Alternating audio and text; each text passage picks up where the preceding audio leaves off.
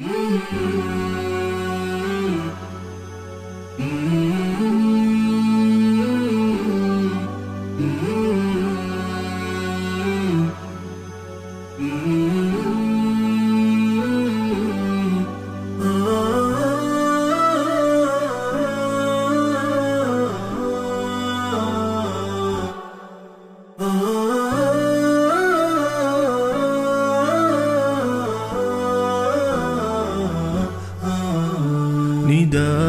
الحق صوت قد شجاني وبلغني الحقيقة والأماني وكان لي السبيل إلى المعالي ونورا للهداية والبيان.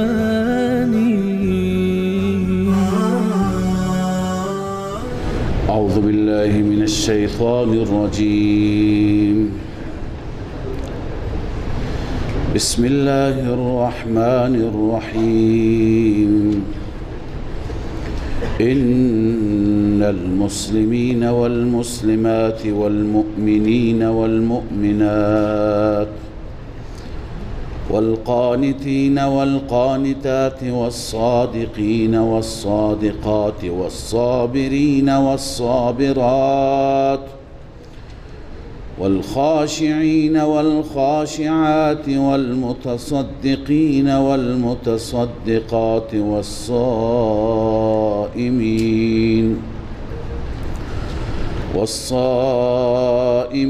والصائمات والحافظين فروجهم والحافظات والذاكرين الله كثيرا والذاكرات أعد الله لهم مغفرة وأجرا عظيما. صدق الله العظيم. اللهم صل على سيدنا وشفينا محمد وعلى آله وصحبه وبارك وسلم. سبحانك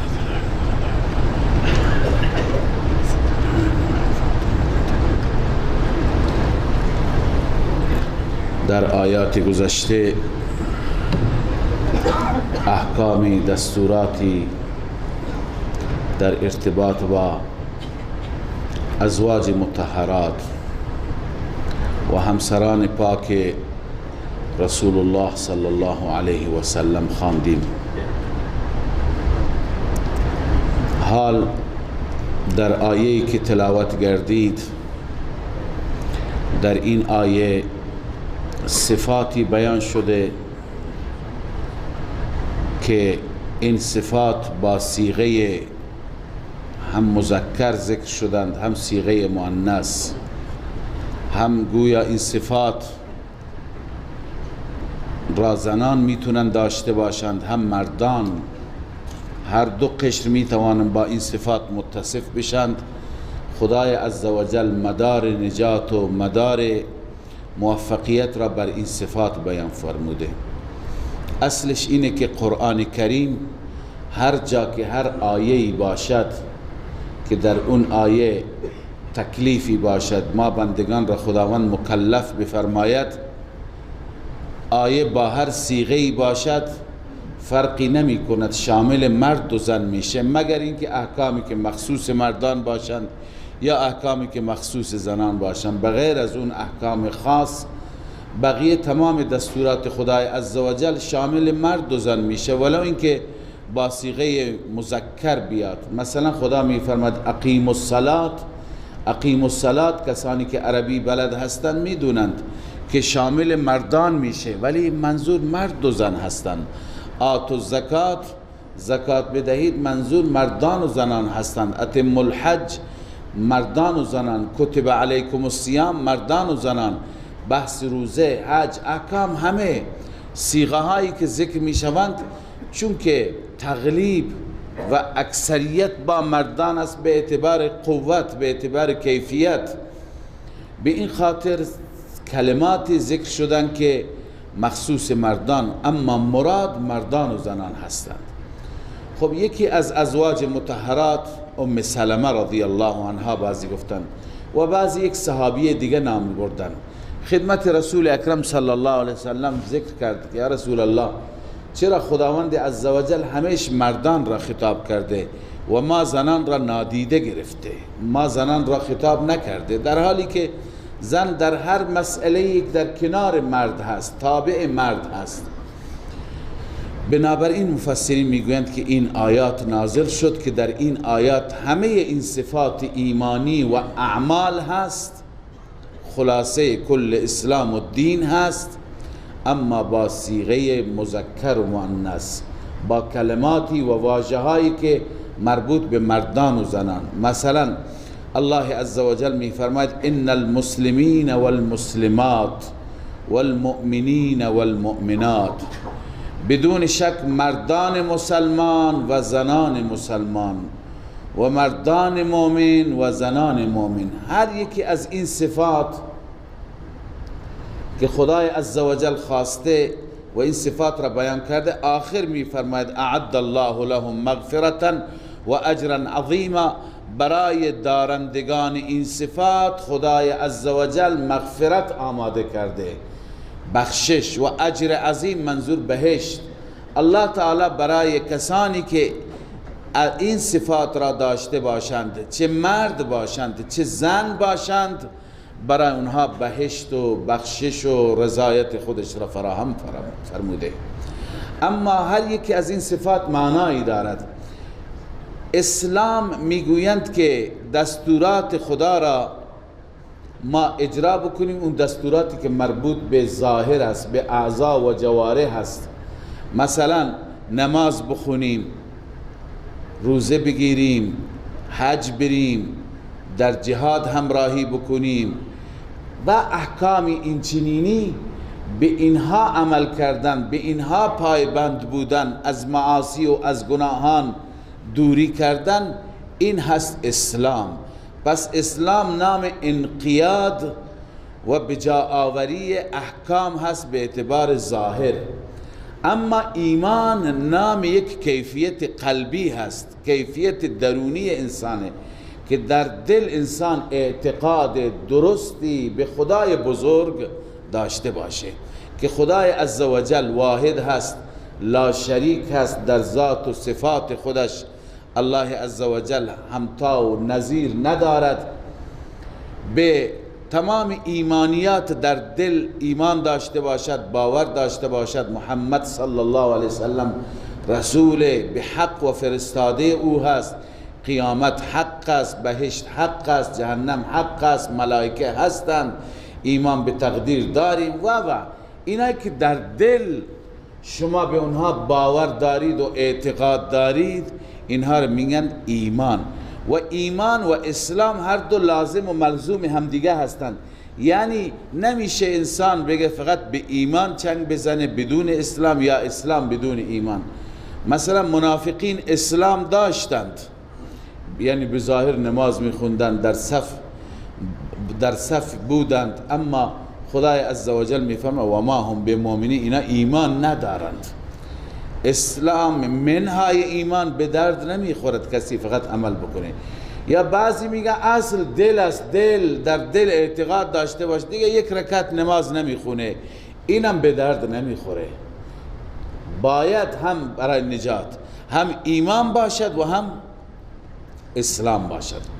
والقانتین والقانتات، مردانی که تابع دستورات خدای عزوجل هستند و آن زنانی که تابع دستورات خدا هستند. هر چی که خدا دستور داده انجام میدهند، ولو اینکه دستور خدا خلاف میلش باشه، خلاف هوای نفسش باشه، خلاف اون چی که جامعه ازش انتظار داره. لذا تابع دستور محض الله عزوجل است. والصادقین والصادقات، و همچنین مردان صادق و زنان صادق. صدق یکی صدق با زبان است که با زبان انسان راستگو باشد، دروغگو نباشد. اما صدق گاهی صدق قولی هست، گاهی صدق عملی هست، انسان عملا هم صادق باشد. نیتا هم صادق باشد، ایمانا هم صادق باشد.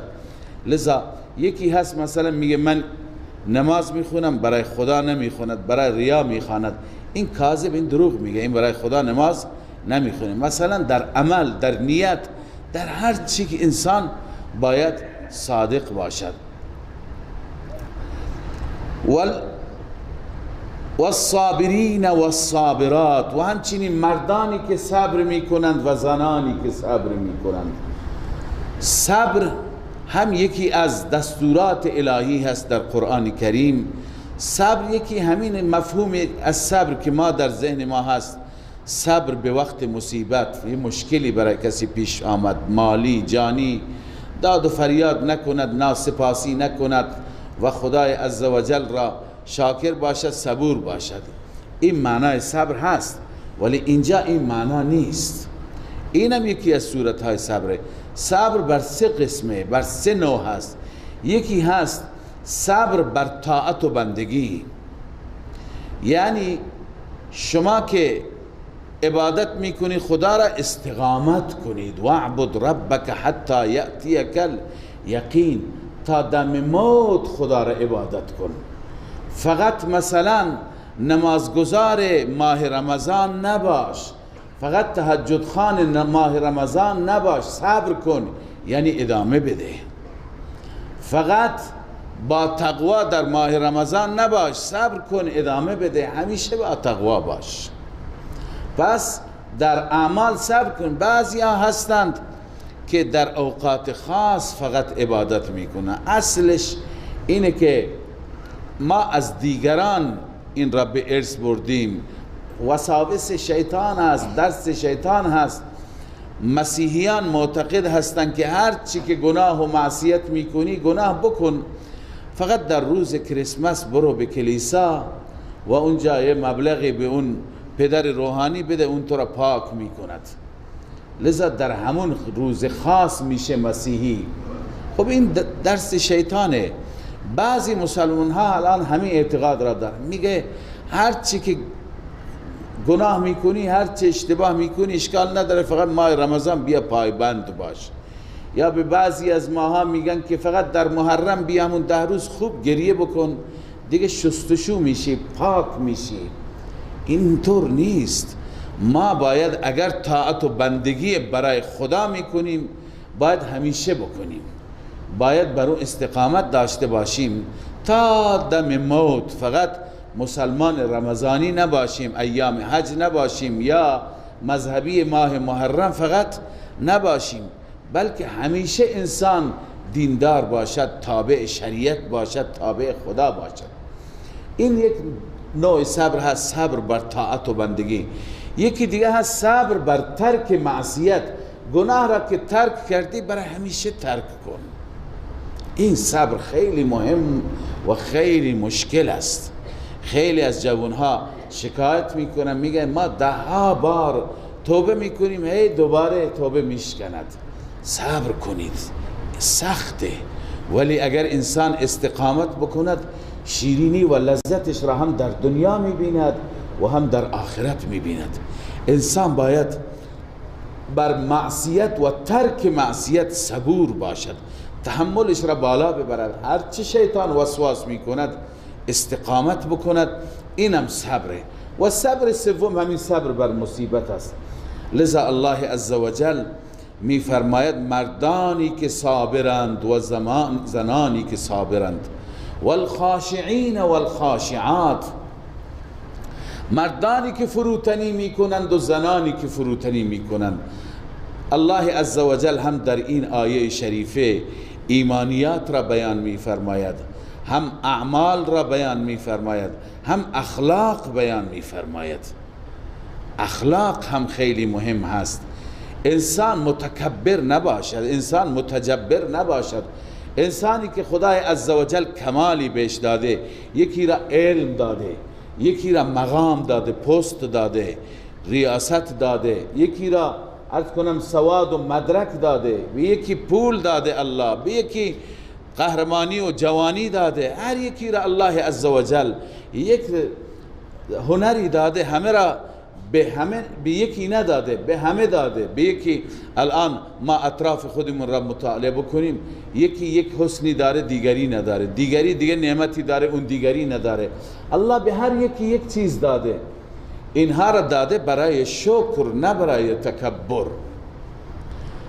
لذا الله می فرماید که اون مردانی که فروتنی می کنند و زنانی که فروتنی می کنند، خشوع و خضوع می کنند، در مقابل دیگران افتخار نمی کنند، غرور از خود نشان نمی دهند و به آنچه که خدا بهشون داده تکبر نمی کنند.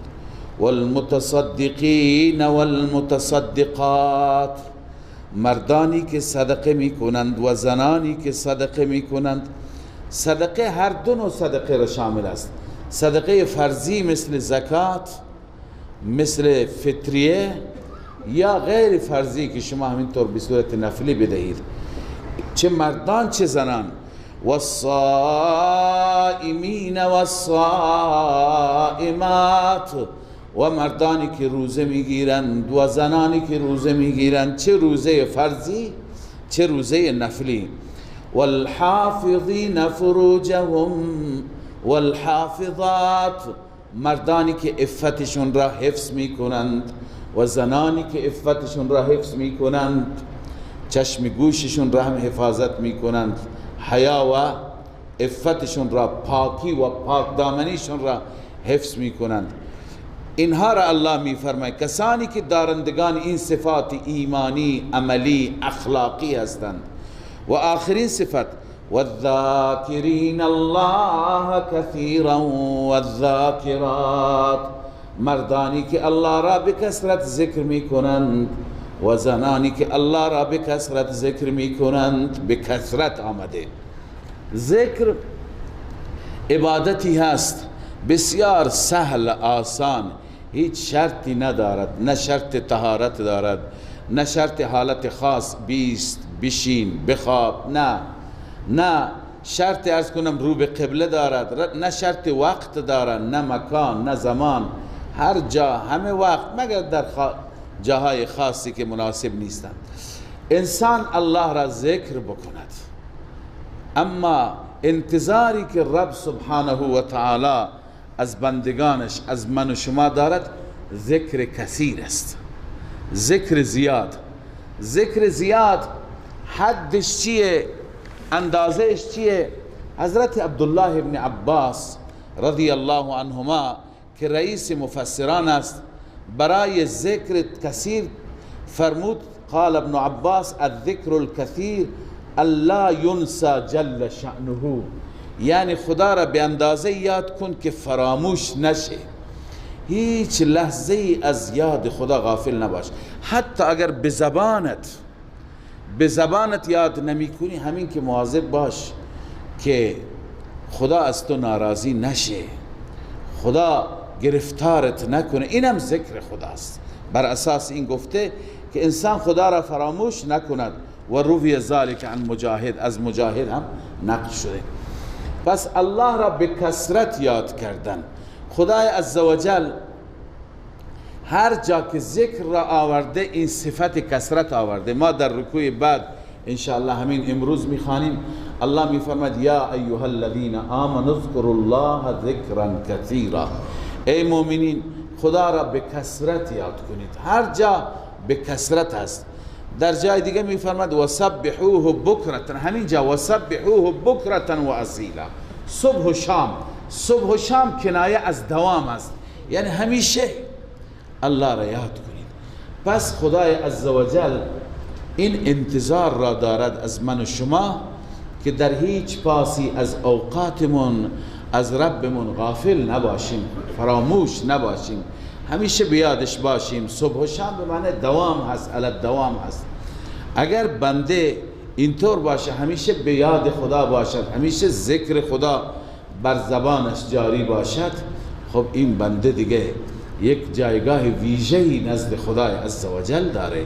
اینی که خدا را یاد میکنه، خدا این را بیشتر یاد میکنه. اینی که خدا را در محفلی و در جمعی یاد میکنه، الله را در محفلی و در جمعی زیباتر و بهتر و افضلتر یاد میکنه. اما بنده همیشه این آیه و امثال این آیات را که میخوانم، ذکری که از مشایخم، اساتیدم، بزرگانم دارم، توصیه میکنم شاید یکی عمل بکند به ما هم اجری برسد.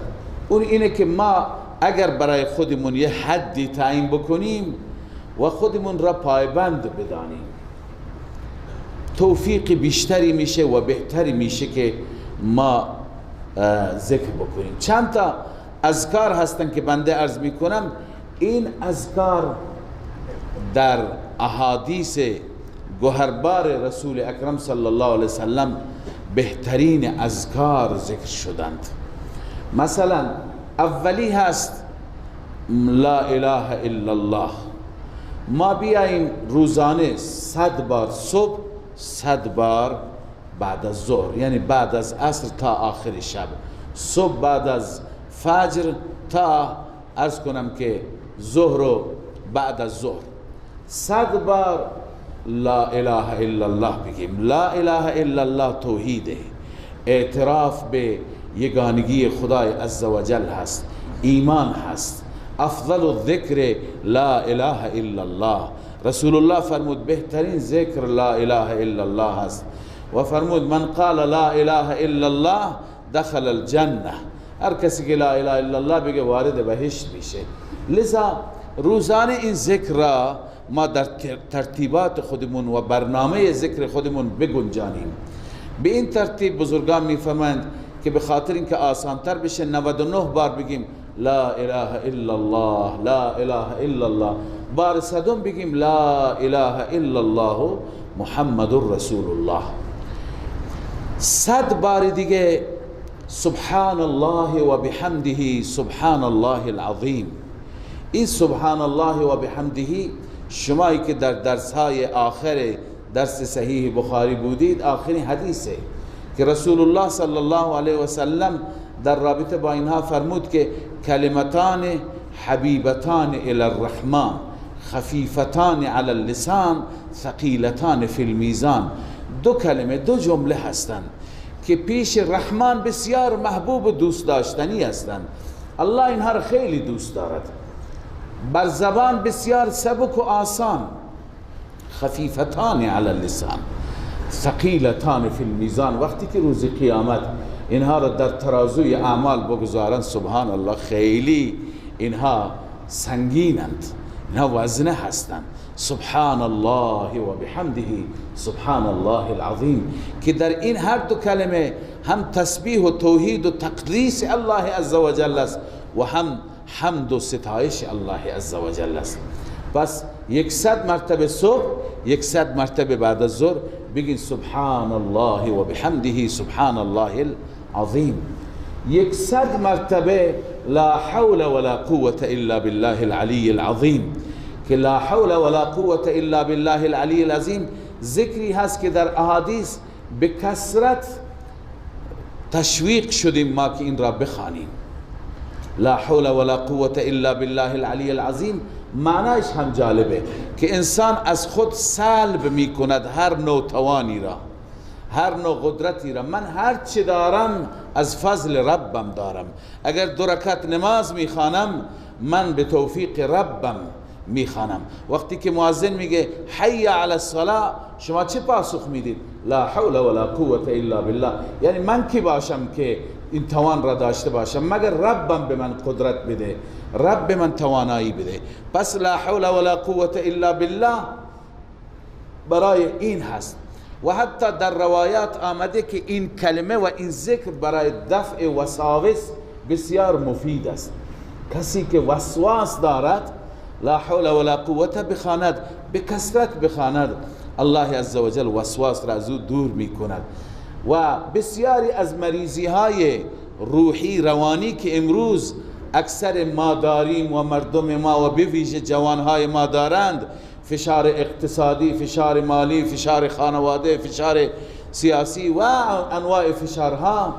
لذا تنها ذکری و بهترین ذکری که ما را سبک می کند این ذکر هست و فشارهای روحی روانی را از بین می برد. این اثرات را این دارد و یکی از عمده ترین اثراتش اینه که انسان صاحب توفیق میشه. یعنی کسی که به کثرت لا حول ولا قوة الا بالله میخواند همه چیز را به خدا موکول میکنه، میگه که من خودم، این اظهار عجز است پیش خدا، من خودم که کاری نیستم، خدا اگر توانی بده الله عزوجل بهش توان میده، بهش توفیق میده. بنابراین 100 مرتبه صبح و 100 مرتبه بعد از ظهر لا حول ولا قوة الا بالله العلی العظیم را بخوانید. این شد 300 مرتبه هر وعده. و چهارمین 100 مرتبه درود شریف بر رسول اکرم صلی الله علیه و سلم، محسن ما، اون ذاتی که هرچی ما داریم به برکت وجود ایشون هست. ما را با رب سبحانه و تعالی آشنا کردن، ما را با توحید آشنا کردن، سبب رابطه ما با آسمان شدن. لذا این پیامبر سزاوار این هست که بار بار بر او درود و رحمت خدا بفرستیم. و این درود و رحمتی که برای ایشون میفرستیم، علاوه از این که روح ایشون بسیار شاد میشه، از طرف ما خوشحال میشه، برای خود ما منافع زیادی دارد. 10 تا گناه معاف میشه، 10 تا نیکی برای ما نوشته میشه و 10 درجه بر درجات ما اضافه میشه و 10 فضیلت ما کسب میکنیم، میشد 40 تا. این به برکت چی هست؟ به برکت درود هست. لذا 100 مرتبه صبح شما درود بخوان، 100 مرتبه شام و بعد از ظهر بخوان، این میشه 200 مرتبه. و آخرین ذکر استغفار هست. انسان هر عبادتی دارد، هر توفیقی دارد، بعد از اون استغفار بخواند، کوتاهی های اون عبادت جبران میشه. در روایت ها داریم وقتی که ما نماز میخوانیم، نماز سلام میگیم، 3 بار بگیم استغفر الله استغفر الله استغفر الله. این 3 بار باعث میشه که شما در نماز هر چی کوتاهی داشتی جبران بشه. الله عزوجل با همین استغفار شما اونها را جبران میکنه. لذا 100 مرتبه که استغفار بخوانید، هر چی کوتاهی روزتون هست، هر چی کوتاهی شب گذشته تون هست، انشاءالله جبران میشه. لذا اینا شدن 500 مرتبه. 500 مرتبه الله را با بهترین اذکار، با بهترین یاد الهی یاد کن. 500 مرتبه هم بعد از ظهر میشه روز 1000 مرتبه بهترین اذکار را خوندی. شما اگر امتحان بکن یک جا بشین 20 دقیقه بیشتر طول نمیکشین 500 مرتبه. لذا شما الله را با حضور قلب، با خشوع، با استحضار قلب الله را یاد کن، میشه روز 1000 مرتبه. ما این امید را داریم که ما اگر پایبند اینها باشیم، ما را الله عزوجل جز ذاکرین الله کثیرا به حساب بیارد. جز کسانی باشین که به کثرت الله را یاد کردیم. اونی که به کثرت الله را یاد بکند در این ردیف قرار میگیره. اونی که در این ردیف قرار بگیره چه چیزی برایش منتظره؟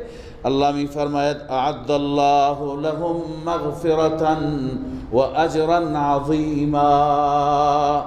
برای دارندگان این صفات، آنهایی که خودشان را با این صفات متصف می کنند، الله مهیا کرده، آماده کرده برای آنان مغفرتی آماده کرده و اجر عظیم آماده کرده.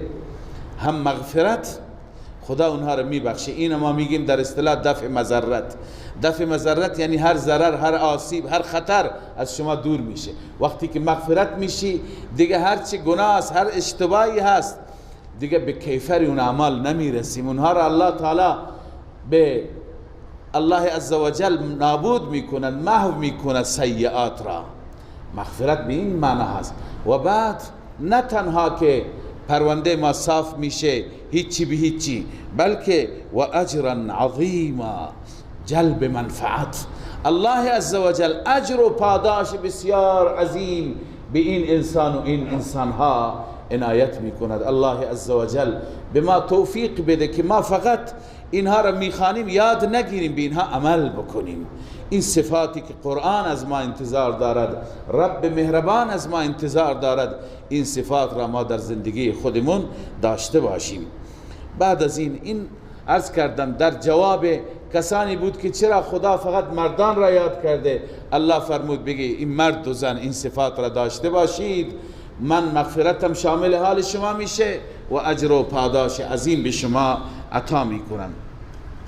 و ما کان لمؤمن ولا مؤمنة اذا قضى الله ورسوله.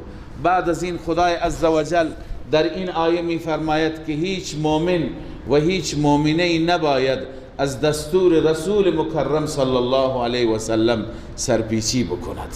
حاصل این آیه و خلاصه این آیه همینه و تخویف است، تهدید است، بیم هست برای کسانی که سرپیچی میکنند و معصیت میکنند. این آیات در رابطه با حضرت زینب بنت جحش رضی الله تعالی عنها و برادرش عبدالله ابن جحش هست. من برای اینکه آیات را بفهمیم من مقدمتا خدمت شما جریانی را تعریف بکنم. اون جریان حضرت زید رضی الله تعالی عنه هست. زید رضی الله تعالی عنه متبنای رسول الله بود. متبنا یعنی فرزند خوانده، پسر خوانده رسول الله صلی الله علیه و سلم بود. زید اصلش از عربهای اصیل بود، اصالتش برده نبود. اما در زمان قدیم برده ها دو نوع بودن. یکی اونایی که در جنگ ها اسیر میشن، بعضی بچه ها را می دزدیدند. اینها اهل یمن بودند غالبا، که از اونجا زید رضی الله تعالی عنه در یکی از جنگ ها ربوده شد یا همینطور دزدیده شد. زید را آوردند در بازار مکه به فروش رسوندند قبل از بعثت رسول الله صلی الله علیه وسلم. یکی از تاجران مطرح مکه خدیجه رضی الله تعالی عنها بود. خدیجه زید را، این کوچولو را خریداری کرد و بعد از اینکه با رسول الله عقد کرد زید را به رسول الله بخشید، گفت این غلام مال تو باشد، این برده مال تو باشد. زید بسیار دوست داشتنی بود. رسول اکرم صلی الله علیه و سلم او را هم دوست داشت و باش محبت میکرد. آن حضرت این زید کوچولو را آزاد کرد و اون را پسرخوانده خودش قرار داد. گفت تو فرزند منی.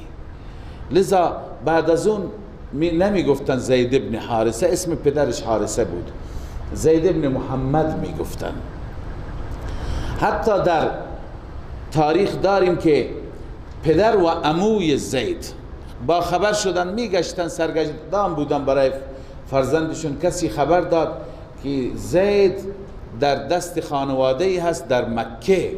اینا از اونجا حرکت کردن، مقدار پول با خودشون برداشتن، آمدن و جستجو کردن، آخر پیدا کردن رسول الله صلی الله علیه و سلم را و متوجه شدن که مالک زید و صاحب زید این فرد است. خدمت آن حضرت آمدن قبل از بعثت است. این میخوام بگم که مکارم اخلاق قبل از بعثت هم بود. آن حضرت چنان زید را دوست داشت، باش محبت میکرد که زید هم دل داده بود. برای لحظه ای از رسول اکرم صلی الله علیه وسلم پدر خانده اش جدا نمیشد. پدر و عموی زید آمدند خدمت رسول الله، گفتند که فرزند ماست، ما برده نیستیم، ما عرب اصیل هستیم، آمدیم که این را ببریم، هر مبلغی پول میخوای بهت میدیم. آن حضرت صلی الله علیه وسلم فرمود که من پول نمیخوام، من اون آزاد کردم، اما به یک شرط میگذارم ببرید. شرط اینه که اگر خودش رضایت داشت، اگر رضایت نداشت شما نبریدش. اونا هم قبول کردن، گفتن که اگر اون اینجا راضی تر بود و خوشتر بود ما نمیبریم. زید با بچه ها بازی میکرد، زید را صدا کردن، زید آمد، پدر و عمویش را دید، هم شناخت. رسول الله صلی الله علیه وسلم فرمود میشناسی؟ گفت بله. کیه؟ گفت پدرم است. اون کیه؟ گفت عمویم هست. بعد از اینکه متوجه شدن شناخت، بعد آن حضرت گفت اینا آمدن دنبالت، میخوای بری برو، با اینها دوست داری برو، نمیخوای اینجا بمان با ما. گفت نه من نمیرم. هر کاری کردم پدر و عمو تشویقش کردند، گفت نه من اینجا را ترک نمی کنم. الله مقدر کرده بود که از این زید اسامه درست بشه و اون اسامه فرمانده لشکر میشه و داستان ها هست. خلاصه الله نخواست، این طفل هر کاری کردن نرفت و اینجا با رسول الله ماند. بالاخره پدر و عمویش ناامید شدند و برگشتند. اونها که رفتند، زید رضی الله تعالی عنه بزرگ شد و آخر ازدواج کرد. یکی از اولین کسانی بود که به آن حضرت صلی الله علیه وسلم بعد از بعثت هم ایمان آورد، غلامی که گفتن زید بود. و در زمانی که این در مدینه طیبه هست، آن حضرت میخواست که زینب را به عقد زید در بیاره. زینب دختر عمه رسول الله بود، زینب بنت جحش، اما مادرش بود امیمه بنت عبدالمطلب. امیمه خواهر عبدالله بود، لذا زینب دختر عمه رسول الله بود. آن حضرت گفت زینب را برای زید خواستگاری کرد. زینب و برادرش عبدالله ابن جحش هر دو رضایت ندادند، به خاطر اینکه زید اگرچه اصیل بود ولی نامش برده بود، به عنوان برده بود. اینها برای خودشون نپسندیدند که کسی که از خاندان قریش هست و دختر عمه رسول الله هست به عقد برده‌ای در بیاد. آن حضرت صلی الله علیه وسلم ناراضی شدند، دلشون میخواست این عقد انجام بگیره تا این آیه نازل شد. الله عزوجل سرزنش کرد، گفت هیچ مؤمنی و هیچ مؤمنی حق ندارد زمانی که پیغمبر خدا بخواهد چیزی انجام بدهد با او مخالفت کند. لذا وقتی که این را گفت هر دو برادر و خواهر تسلیم شدن، گفتن میپذیریم. الله عزوجل چیزی دیگه میخواست، اراده رسول الله چیزی دیگه بود، اراده الله چیزی دیگه بود. اون چی که الله بخواد همون میشه. جلوتر میریم چی میخواست. الله میفرماید و ما کان للمؤمن ولا مؤمنة، سزاواری هیچ مؤمنی نیست و هیچ زن مؤمنی نیست. اذا قضى الله ورسوله امرا، هرگاه الله و رسولش امری را فیصله بکند، ان یکون لهم الخیرة من امرهم، اینکه برای اونها اختیاری از امرشون باشد، یعنی اونها اختیار امرشون را داشته باشن. نه خیر، وقتی خدا و رسول فیصله بکن. خدا و رسول فیصله کرده بودند، الله مقدر کرده بود که زینب در عقد زید در بیاد. و من یعص الله و رسوله فقد ضل ضلالا مبینا. نتیجه مخالفت این برای من و شما هم هست. هر کسی مخالفت بکند با دستور الله و رسولش او گمراه شد، گمراهی آشکار.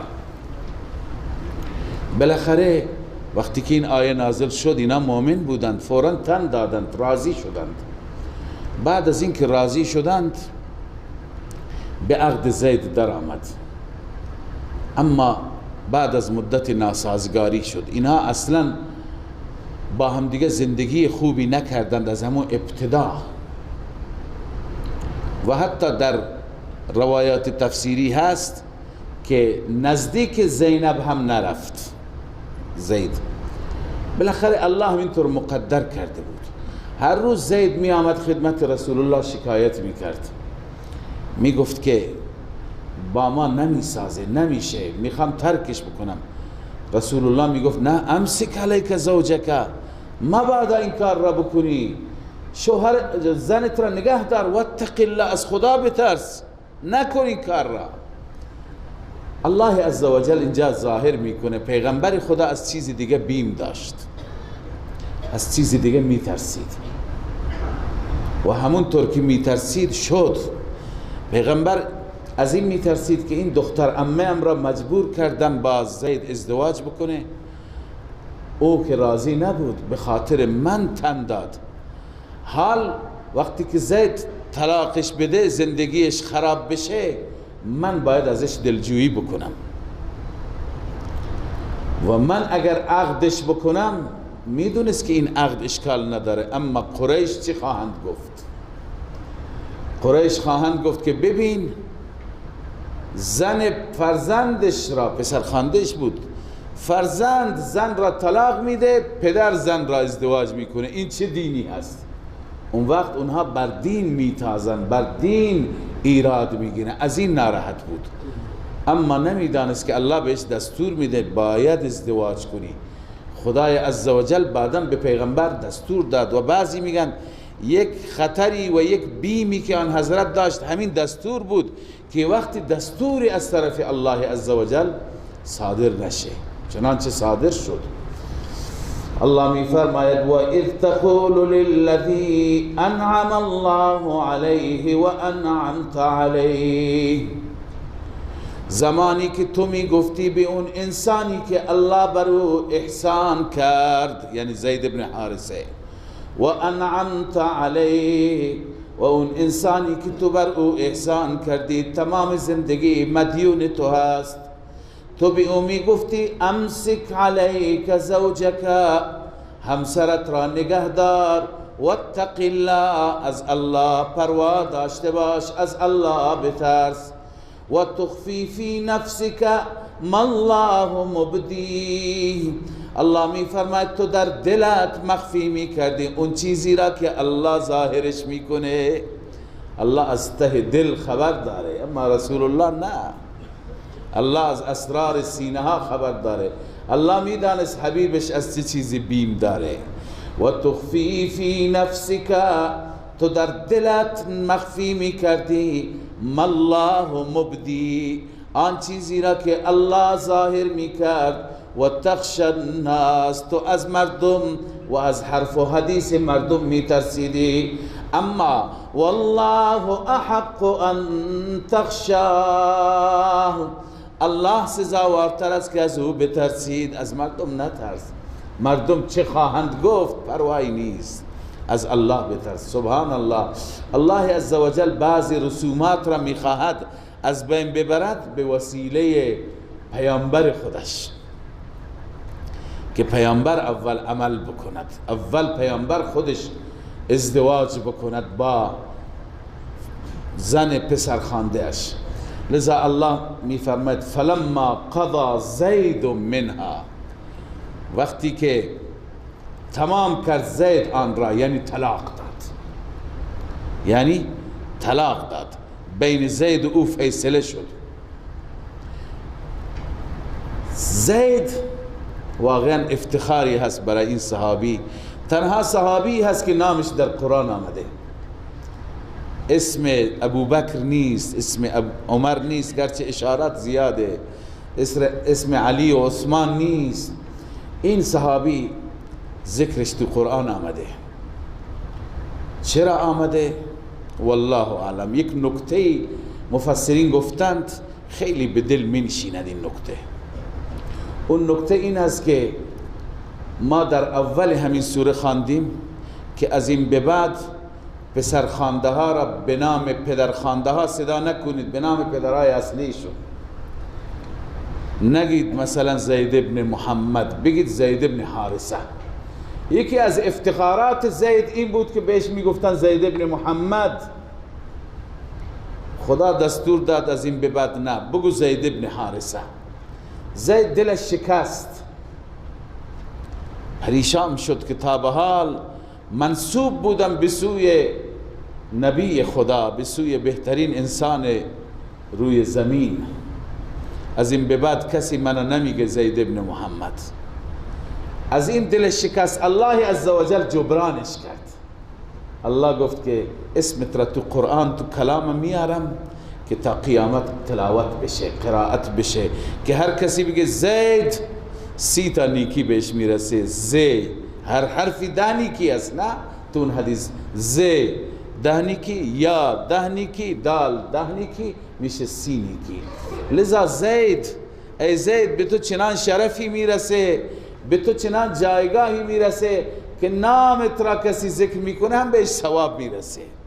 لذا واقعا افتخار بزرگی بود برای این صحابی جلیل القدر، به این خاطر اسمش در قرآن آمده.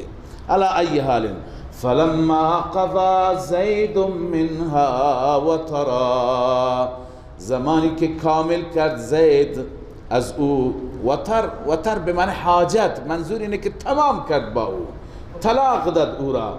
زوجناکها، ما به عقد تو در آوردیم ای حبیب، لکی لا یکون علی المؤمنین حرج.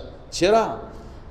تا اینکه بر مؤمنین حرجی نباشد، تنگی نباشد، فی ازواج ادعیائهم، در همسران پسرخوانده هایشون،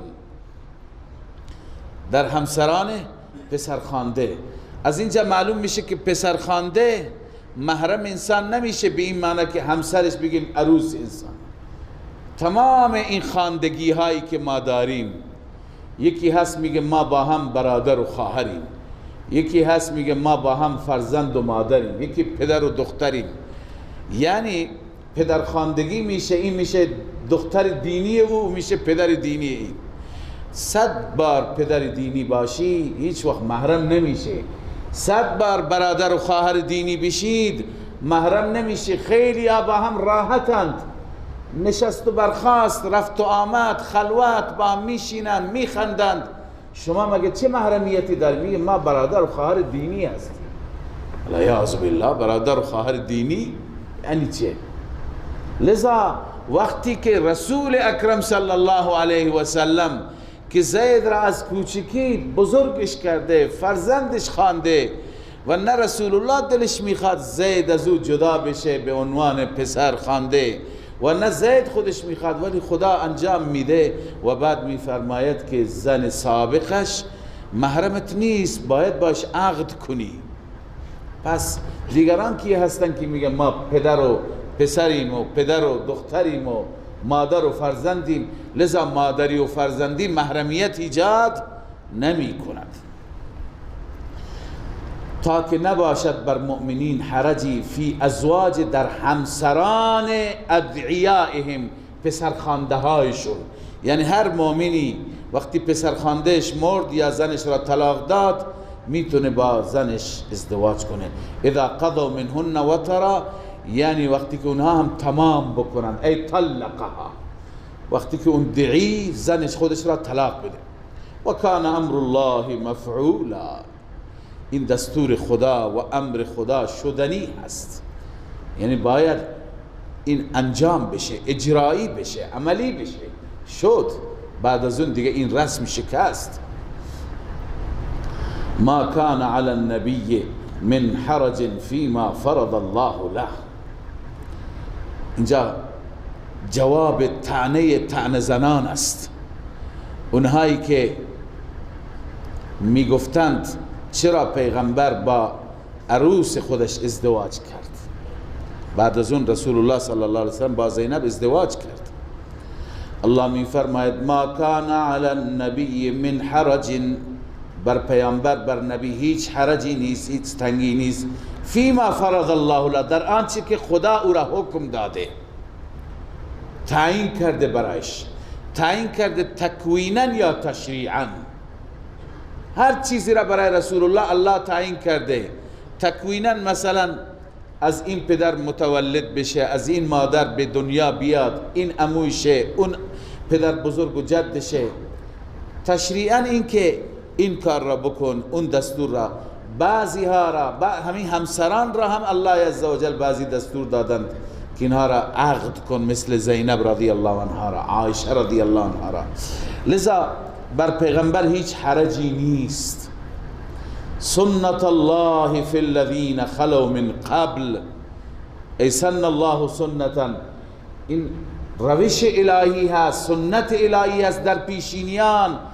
انبیاء گذشته هر چی که الله برای اونها تعیین میکرد همون تعیین بود.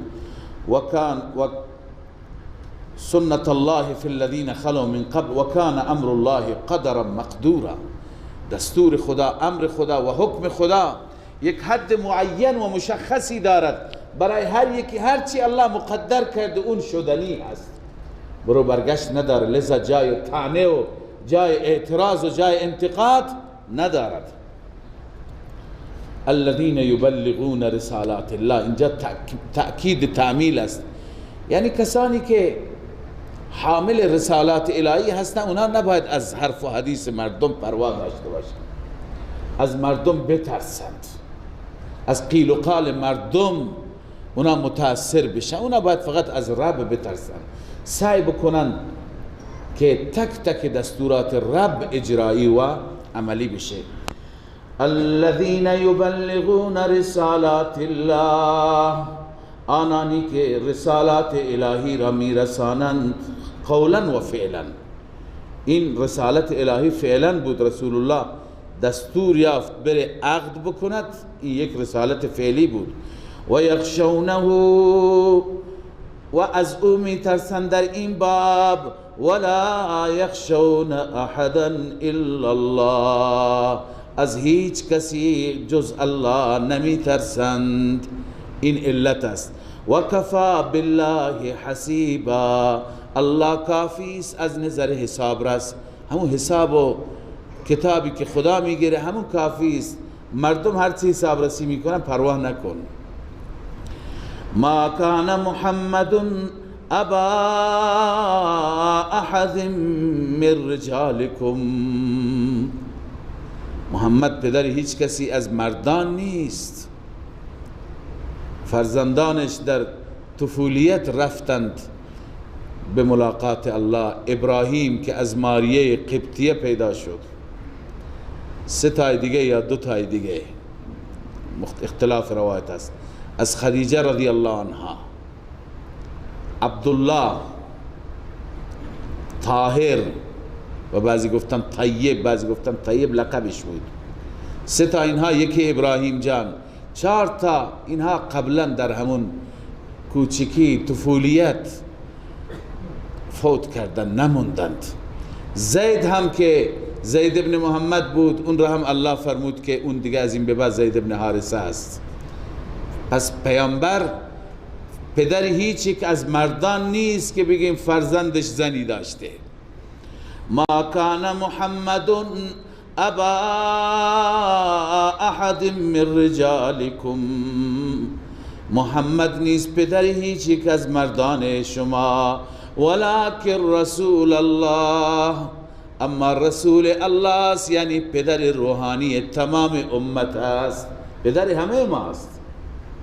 لذا رسول خداست، ابوتش روحانی هست، ابوتش جسمانی نیست. و خاتم النبیین، و خاتم انبیاست صلی الله علیه و سلم. خاتم به چه معنا؟ بعضی خاتم، بیشتر قرائت ها ما خاتم میخوانیم، بعضی قرائت ها از خاتم النبی، خاتم. عرض کنم که خاتم اسم آله هست. الخاتم اسم آلة لما یختم به، هر چیزی را که به وسیله اون مهر بزنند. کالطابع لما یطبع به، قالب میگم، ما به فارسی گرچه غالب میگیم ولی اصلش هست قالب، خاتم از مثل او هست. قالب یا غالب همون چیزی هست که توش گل میکنند بعد خشت میزنند، نه؟ اون را میگن قالب.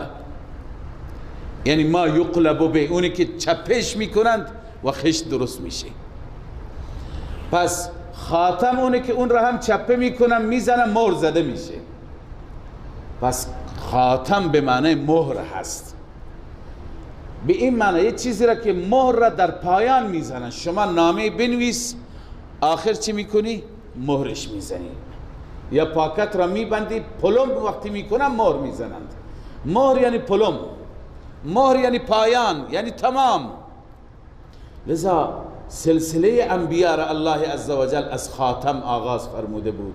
این سلسله ادامه داشت، آمد و آمد تا اینکه به رسول الله رسید. اینجا دیگه با بعثت ایشون دیگه پلم شد این در، دیگه پیغمبر نمیاد. و خاتم النبیین به این معنی هست. و بعضی خواندن و خاتم النبیین، و خاتم النبیین ای الذی ختم النبیین، اونی که انبیاء را دیگه به پایان رسید. ختم یعنی تمام کردن و تمام شدن. بس چه خاتم باشد چه خاتم باشد، به این معنی که آخر آمد بود و فخر الاولین، آخر آمد همه را چی کرد؟ دیگه دروازه نبوت را برای همه بس، دیگه کسی نمیاد. چرا؟ مدعیان دروغین میاند. رسول الله صلی الله علیه وسلم فرمود 30 نفر تا آخر الزمان میاند، دجالند، کذابند، دروغگوند، ادعای پیغمبری میکنند. 3 تایشون در زمان رسول الله بودند. و بنابراین خاتم النبیین هست. و کان الله بكل شیء علیما. الله عزوجل به هر چیز علیم هست، هر چیز را داناست. لذا آنچه که دستور میده به شما انجام بدید، اجرایی بکنید، از روی علم است. خدا میداند یک سری مصالحی را، منافعی را برای شما در نظر میگیرد. اینجا رسول اکرم صلی الله علیه وسلم طبعا نمیخواست این کار بشه، ولی و کان الله بكل شیء علیما، به هر چیز الله علیم هست، رسول الله نیست. الله عزوجل به رسولش دستور داد، خلاف میل پیغمبر نمیخواست. ببین از جمله مواردی که خلاف میل پیغمبر انجام میگیرد، گفت نه عقد کن، ازدواج کن. یا ایها الذین آمنو، بعد از این در این سوره چند تا خطابهای عمومی هست. در لابلای دستورات هنوز این نوع دستورات میاد، اما خدای عزوجل ما را تشویق میکنه به ذکر. الان درباره ذکر خواندیم دیگه، توضیح بیشتر نیست، فقط ترجمه. یا ایها الذین آمنوا اذکروا الله ذکرا کثیرا، ای مؤمنین یاد کنید الله را ذکرا کثیرا، ذکر زیاد. و سبحوه بکرتا و اصیلا، تسبیح و تقدیس و پاکی الله را بگید، بکرتا و اصیلا، صبح و شام، یعنی در عموم اوقات، در همه اوقات. هو الذی یصلی علیکم و ملائکته، اینا مقتضی ذکر هستند. یعنی این احسانات خدا می طلبد، اینقدر بر شما احسان داره، اینقدر بر شما لطف و منت داره که می طلبد شب و روز او را ذکر کنی، شب و روز او را یاد کنی. ببین چه احسانی بر تو کرد. هو الذی یصلی علیکم، الله آن ذاتی هست که بر شما رحمت می فرستد. صلات هر وقتی که نسبتش به خدا باشد به معنی رحمت است. بر شما رحمت می باراند، رحمت ها را نازل می فرماید. و ملائکته، و همچنین ملائکهش بر شما صلات می فرستند، یعنی استغفار می کنند. ملائکه برای مؤمنین، ما در چند آیه قرآن کریم خواندیم، برای مؤمنین دعای مغفرت می کنند. لیخرجکم من الظلمات الی النور، تا اینکه به برکت این رحمت شما را بیرون کند از تاریکی های شرک و کفر به سوی نور توحید، نور ایمان. سبحان الله، هیچ نعمتی از ایمان بالاتر نیست، از معرفت خدا بالاتر نیست، از توحید بالاتر نیست. انسان نمیتونه تصور بکنه خودش را بدون ایمان، کسی که قدر ایمان داشته باشه. برای لحظه تصور بکنیم ما همه چیز داشته باشیم، امکانات دنیا داشته باشیم، این شهرهای ما و بلاد ما همش باغ و بستان باشد، زیر پای ما بجای سنگریزه ها لؤلؤ و مرجان باشد، خانه های ما بجای خشت و گل از طلا و نقره باشد، باغهای ما چی باشد، امکانات رفاهی بالاترین حدش که تصور بکنید. اون چیزی که اروپا دارن نه، خیلی خیلی بالاتر از اون تصور بکن. داشته باشیم اما خدا را داشته نباشیم، ایمان داشته نباشیم، توحید داشته نباشیم، آیا به درد میخورد؟ لذا الله میفرماید که خدا بر شما رحمتی فرستاد که این رحمت باعث بشه که لیخرجکم من الظلمات الی النور، شما از تاریکی ها شما را برهاند، یعنی شرک، کفر، به سوی نور ایمان و نور توحید راهنماییتون بکنه. لذا این اللهی که این همه به تو احسان داره ای بنده، که به سبب همین ایمان و توحید انشاءالله برای همیشه ابدالآباد نجات میابی، زندگی راحتی خواهی داشت، با عزت در بهشت خدا قرار خواهی گرفت. آیا این نعمت کمی هست؟ این نعمت میطلبد شب و روز بشین و ذکر کن. پس این مقتضی اول ذکر. و کان بالمؤمنین رحیما، این نتیجه. الله نسبت به بندگان مؤمن خودش مهربان است، مهربان است. اونایی که از ظلمات و تاریکی به ایمان آمدند خدا چه الطافی به اونها می کند. تحیتهم یوم یلقونه سلام. اون رحمت دنیا بود، ایمان و توحید. این رحمت آخرت است. تحیت این مؤمنین روزی که با هم ملاقات میکنن چیه؟ سلام هست. الله را روزی که الله را ملاقات میکنند، روزی که الله را ملاقات میکنند خوش آمدگوییشون چی هست؟ سلام هست. از طرف الله عزوجل سلام بهشون گفته میشه. قبلا یه روزی در رابطه با سلام عرض کردم که متاسفانه دستهایی هست میگن این کلمه اون واژه چون فارسی نیست عربیه، لذا استفاده نکنید، بجاش بگه درود، بجاش بگه روز خوش. چنانچه رادیوهای بیگانه الان همین میگند. اما سبحان الله، کسی که بوی از ایمان داشته نباشد همون طوره. کلمه ای که الله برای بندگانش میپسندد به وقت خوش آمدگویی به اونها میگوید، این کلمه میزیبد که ما این را بیشتر ترویج بدیم، بیشتر بگیم. سلام سلام. رسول اکرم صلی الله علیه و سلم چند چیز فرمودند. یا ایها الناس افشوا السلام. ای مردم سلام را منتشر بکنید، زیاد به هم دیگه سلام بگید. سلام محبت میارد، سلام تواضع میاره، خیلی منافع و فواید داره. شما که میگه سلام السلام علیکم، تکبر شما را کم میکنه. بالخصوص فرمودن اونی که اول سلام میگوید اون از کبر بری هست. لذا السلام علیکم که میگی خودت را کوچکتر میدونی، چون کوچک به بزرگ سلام میده. خیلی از افراد هستن، انسان ها، شخصیت ها ما در زندگیشون خواندیم که اطرافیانشون میگن ما هر بار تلاش کردیم اول سلام بگیم نتونستیم، تا میدید از دور السلام علیکم. این امتیازی هست، هر کسی اول گفت برد کرده، او از کبر بری هست بنابر شهادت رسول الله صلی الله علیه وسلم. پس اول سلام بگید. یا ایها الناس افشوا السلام. دیگه از آداب سلام که سلام بگو هر کسی را میشناسی و نمیشناسی، هر کسی مسلمان است. لازم نیست دوستمان، همسایه‌مان، خویشاوندمان که میشناسیم، یک مسلمانی بازار میری مغازش بگو السلام علیکم، او را هم سلام بده. تو راه میبینی السلام علیکم، این همش برای شما نیکی نوشته میشه، صفت خدا هم است سلام. لذا فرمود یا ایها الناس افشوا السلام. سلام را به کثرت به هم دیگه بدید، بگید، منتشر بکنید. و اطعموا الطعام.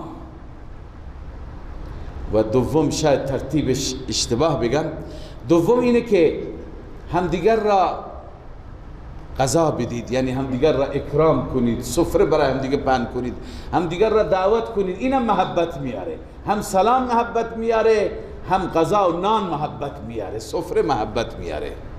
هیچ کاری، هیچ نیتی نداری، نمیخوای ازش قرض بکنی، همینطور به خاطر که برادر مسلمان دعوتش میکنی بیا امروز سر سفره من با هم غذا بخوریم. لذا اونهایی که همیشه سفرهشون پهنه، همیشه خانهشون مهمان میاد، اونها در واقع این علامت سعادتشون هست، علامت خوشبختیشون هست. یک شاعر به زبان اردو هست، شعر بسیار خوبی سروده. مفهوم شعر این است که خدایا چرا بر من ناراضی شدی که 2 روز از خانه من مهمان نمیاد. تو شعرش میگه 2 روز از خانه من مهمان نمیاد. لذا اطعموا الطعام، سفرهتون همیشه پهن باشه. لازم نیست غذای در سطح بالا، هر چی که خودت توانش را داری همون اندازه خودت. اطعموا الطعام و صلوا والناس نیام. شما زمانی نماز بخوانید که بقیه مردم خوابند. یا ایها الناس افشوا السلام اطعموا الطعام و صلوا والناس نیام. شما نماز بخوانید که مردم خوابند، تدخل الجنة بسلام، او کما قال علیه الصلاة انشاءالله به سلامتی وارد بهشت میشه.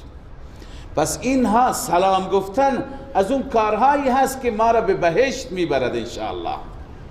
اونجا که بریم هم الله عزوجل اولین خوش آمدگویی از رب سلام هست، سلام قولا من رب الرحیم. سبحان الله، از جانب رب الرحیم گفته میشه سلام بر شما مؤمنان. افتخاری افتخار. الله میفرماید تحیتهم یوم یلقونه سلام، روزی که الله را ملاقات میکنن تحیه عطایشون، تحفهشون، خوش آمدگویشون سلام هست. این مقتضی دومی طلبت که ما خدا را زیاد ذکر کنیم.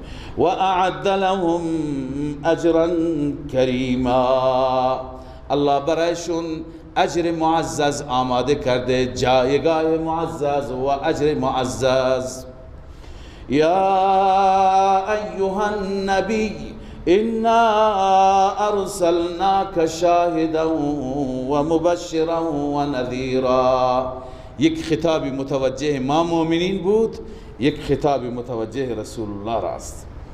الله عزوجل پیغمبرش را خطاب می کند و وظایفش را بهش یادآوری می کند.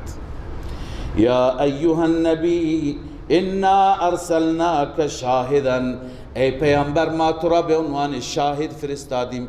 شاهد یعنی بیان کننده.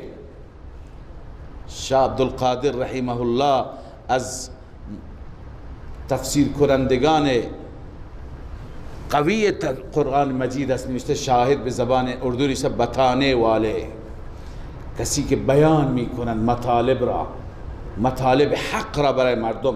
از ابن عباس داریم که شاهد قیل المراد شاهدا بان لا اله الا الله، ای پیامبر تو شاهد این مطلب هستی که لا اله الا الله، یکی از شاهدان توحید تو هستی. تفسیر کبیر نوشته ثانیها انه شاهد ان لا اله الا الله، تو شاهد هستی بر این مطلب که هیچ معبودی بغیر از الله نیست. اگر شاهد به معنی شهادت بدیم اونجا هم درست میشه. و یکون الرسول علیکم شهیدا، شما در سوره بقره خواندید که روز قیامت همه انبیا میگن خدایا ما به این امتهای خودمون مطلب را رسوندیم، اینها قبول نکردند، امتها قبول نمیکنند، از انبیا گواه میخواند. انبیا میگن امت نبی خاتم گواه ماست، این امت به عنوان گواهی حاضر میشه. به این امت گفته میشه شما از کجا شنیدید، کجا بودید؟ میگن پیغمبر ما به ما گفته. پیغمبر باز شاهد میشه، به این معنی هم میتونه شاهد باشه، مزکی.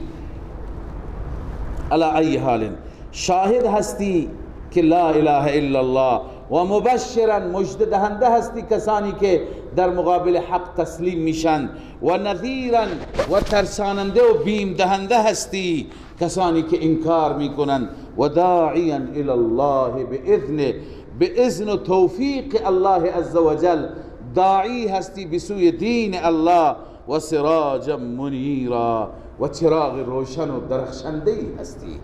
ای هادیا من ظلم الضلاله، چراغی هستی که راهنمایی میکنی، تمام تاریکی ها را از بین میبری. لذا ای پیغمبر تو که مژده دهنده هستی، تو مژده بده به مؤمنین بندگان من. و بشر المؤمنین بان لهم من الله فضلا کبیرا.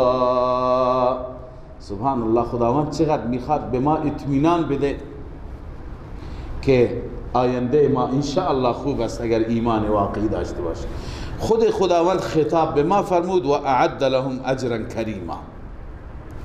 اینجا به پیغمبر میگه تو هم بگو که بأن لهم من الله فضلا کبیرا، برای مؤمنین از جانب الله فضل بزرگ است. این کلمه فضل معنادار است، یعنی زیاد نگران نباش، فقط اینه که حتی الوسع، حتی به اندازه توان خودت بیا به سوی الله، بقیه خدا خودش فضل میکند. این نیست که به همون اندازه‌ای که عمل کردی تو را میبره جایگاه میده، نه، به مقامات عالیه و درجات بالا فضل خدا شامل حالت میشه. فضلا کبیرا. ولا تطع الكافرین والمنافقین ودع اذاهم. این مربوط به اول سوره هست، یا ایها النبی اتق الله ولا تطع الكافرین والمنافقین. دوباره الله تکرار میکنه که کافرین را اطاعت نکن. اینجا هم فرمود که نذیر هستی، بترسانی. لذا ولا تطع الكافرین والمنافقین، کافرین و منافقین را اطاعت نکن. و دع اذاهم، اذیت و آزار اونها را ترک کن. و توکل علی الله، بر ذات الله توکل کن. و کفا بالله وکیلا، الله بهترین کارساز و بهترین حامی تو هست. صدق الله مولانا العظیم.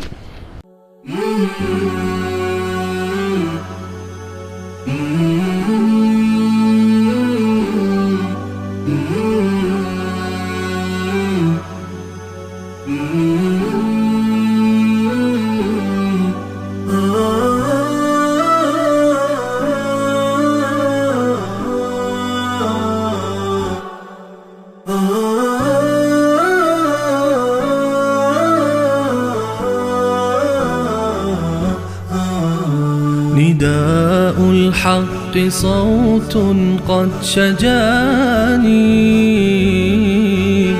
وبلغني الحقيقة والأماني، وكان لي السبيل إلى المعالي، ونورا للهداية والبيان.